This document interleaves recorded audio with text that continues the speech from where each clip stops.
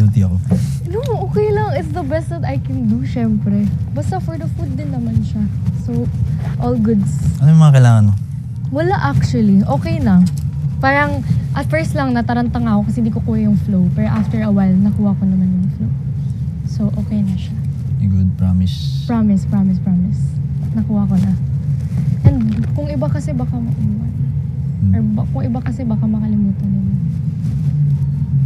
Just don't forget, pag... I'll tell you if I need help. Ano, pero next rehearsal, tago ka sa gilid. Which gilid? Yung sa donut scene. Bago, pag... Yeah. Yun lang. Tapos yung isa pa na-observe ko,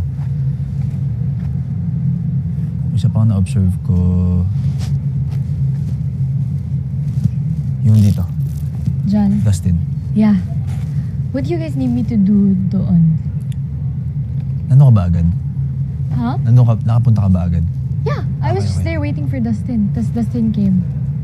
Tapos sila na bahala. Kasi basta ako, di lang ako nagpakita sa cam. Kasi syempre face. So buhok ko lang. Ganun. Thank you sorry. Of course, it's okay. Don't say sorry. It's okay. Wala, at least, it's better. It's better wardrobe kaysa others din naman.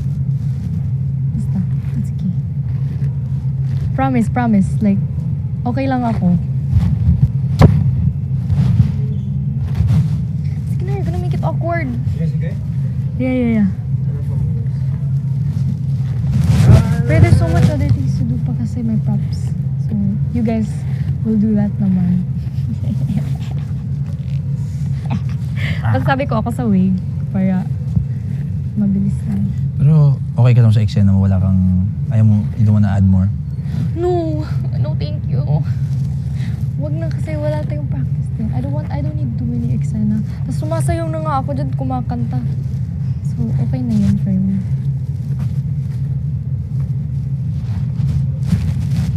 And I'm not helping naman sa Samantha and Bogart. Okay. So, tamang-tama lang na Jessa and Marjorie, nandun ako. And it's not... So one scene ka lang, no? Saka yung... Tapos, Charla. Tatlo din. It's not like talagang wala naman. So tired, bro. It's okay. Kaya mo yan. Tapos, kayo pa nga leader, dami niyong ginagawa. For the food. Pero as near, okay. Yan yung tanong. Kasi ang dami niyang ginagawa. Deserve yan ng shower call.